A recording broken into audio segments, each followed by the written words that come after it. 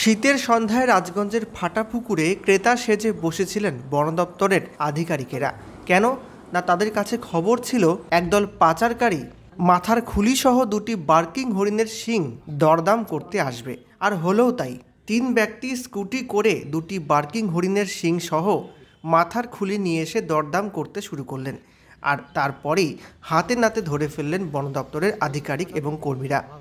জানা গিয়েছে, বুধবার সন্ধ্যায় এই অভিযান চালিয়েছিল আমবাড়ি রেঞ্জের রেঞ্জ অফিসার আলমগীর হক এবং অন্যান্য বনকর্মীরা।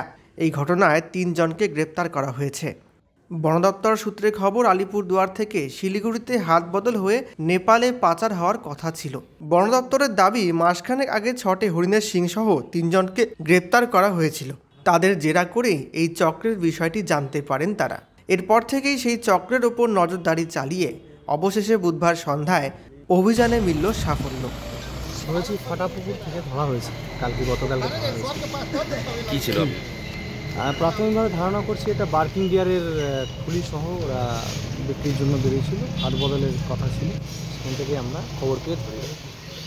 এটা কি আগের কোনো সূত্র? আগে যে কেসগুলো আমরা ধরেছিলাম ওখান থেকে স্টাডি করে তথ্যটা পাই। দুটো আরও তথ্য নেওয়ার চেষ্টা করছি, আরও কোথায় এবার মাল রেখে করা যেতে। কতজনকে ধরা? আপাতত 3 জন অ্যারেস্ট হয়েছে।